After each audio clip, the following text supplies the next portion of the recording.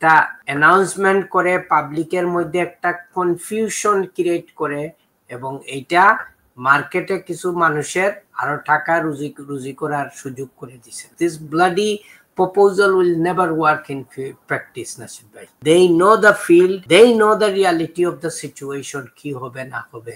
দর্শকদের রিকোয়েস্ট করতেছি আপনারা এটা নিয়ে এক্সাইটেড হওয়ার মতো কোনো কিছু নাই। দর্শক আসসালামু আলাইকুম। ওয়ালাইকুম আসসালাম। জি, আমার একটা প্রশ্ন ছিল। বলুন। আমি একজন স্টুডেন্ট বর্তমানে, তো আমি কেয়ার রুমে কাজ করছি, তো 6 মাস যাবত। তো ওনারা আমাকে স্পন্সর করবে আর কি। আমি রিসেন্টলি শুনলাম 9 এপ্রিলের পর থেকে যারা অলরেডি ইউকেতে আছে তাদেরকে প্রায়োরিটি দিবে।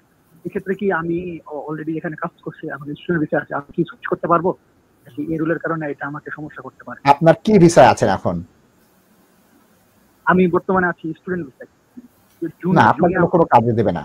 এটা কেয়ার ওয়ার্কার, যারা কেয়ার ওয়ার্কার এসেছেন, যাদের ভিসা রিভোক হয়ে গিয়েছে, যাদেরকে কাজ দেয়নি, ট্রেনিং নামে মিথ্যা বাটপাড়ি করেছে, তাদের যাদের ভিসা আছে তাদের। আপনি তো কেয়ার ওয়ার্কার আসেন নাই, আপনার জন্য কোনো লাভ নেই এটা। আমি স্টুডেন্ট আছি, আমি কি ভিসা, আমি কি আমার কেয়ার হোমে ভিসা সুইচ করতে পারবো?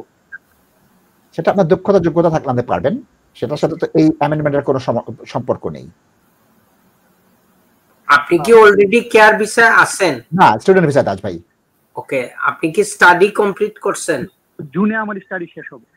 হ্যাঁ, জুনে স্টাডি শেষ করার পরে নাশিদ ভাই অ্যাডভাইসড আপনি চেষ্টা করেন, যদি আপনি কোনো এমপ্লয়ার পান তাইলে আপনি কেয়ার ভিসায় যাওয়ার চেষ্টা করেন। বাট ওই নতুন আইন থেকে যেটা ওরা ডিক্লেয়ার করছে, আমি এটা নাশিদ ভাই আমি সরি দর্শক, আমি আবারও বলতে হইতেছে, একটা অ্যানাউন্সমেন্ট করে পাবলিকের মধ্যে একটা কনফিউশন ক্রিয়েট করে এবং এইটা মার্কেটে কিছু মানুষের আরো টাকা রুজি করার সুযোগ করে দিছে নাসিব ভাই। That's all I would say.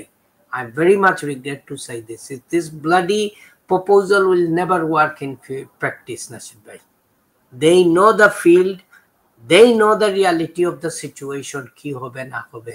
So আমি বিনয়ের সাথে দর্শকদের রিকোয়েস্ট করতেছি আপনারা এটা নিয়ে এক্সাইটেড হওয়ার মতো কোনো কিছু নাই। I repeat what I said earlier. Before you go into, even if you luckily find a new employer who is willing to take you on, এবং আপনি ওভারস্টে করেন নাই, still you look into the durability of the proposed employer, কারণ ওর মার্কেটের situation কি।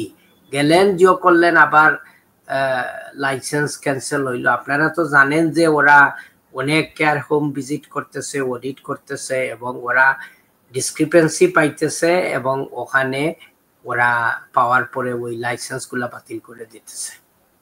ধন্যবাদ ধন্যবাদ।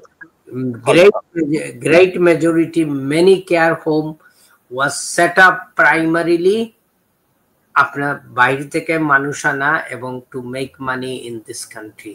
Is similarly like private college, এক সময় দেখা যাইতো এক রুম দিয়েও এই হোম অফিস প্রাইভেট কলেজের লাইসেন্স দিয়ে দিছে, কিন্তু দেখা যায় এক রুমে গিয়ে কিভাবে এত স্টুডেন্ট লেখাপড়া করে কি করে, এগুলা একটা মানে মিস্ট্রি ছিল। এবং এখনো এমন ইনসিডেন্ট আছে যেগুলার কিছু ফ্রড ইনভেস্টিগেশন আমি পার্সোনালি ডিল করছি, বিকজ আমাকে ইনস্ট্রাকশন দেওয়া হয়েছিল। দেখা যায় 2 রুম নিয়ে কেয়ার হোম করা হয়েছে, কিন্তু দেখা যায় 6 মাসে হোম অফিস কিন্তু 57-61 মানে অ্যাপ্লিকেশন ওরা অ্যাপ্রুভ করে দিছে। তো নাসিব ভাই, কথা হচ্ছে কি, এই 2 রুমের কেয়ার হোম আর 60টা অ্যাপ্লিকেশন গ্রান্ট করা হয়েছে কস্ট অ্যালোকেশনের জন্য। সো নাসিব ভাই, এটা যে অফিসার ডিল করছে, মাই কোয়েশ্চন ইজ, তুমি ভাই ওইটার সেন্ট্রাল রেকর্ড দেখো নাই? তুমি ওই কোম্পানিকে কবে লাইসেন্স দেওয়া হয়েছে এবং এই 6 মাসের ভিতরে ওরা এতটা অ্যাপ্লিকেশন কেন করছে? এগুলা তো home office is responsible for this, Nasib ভাই। অ্যাবসলিউটলি একমত।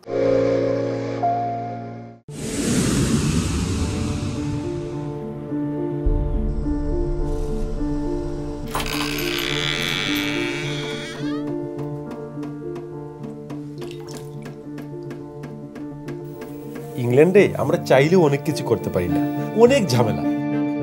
হায় রে হায়, লন্ডনের এই জীবনে ঝামেলার কোনো শেষ নাই। আমি লাল, আমার ইমিগ্রেশন, ঘর, ব্যবসা সবকিছুর ঝামেলার সমাধানে সবসময় পাশে আছে Taj solicitor. Taj solicitors, believe in service.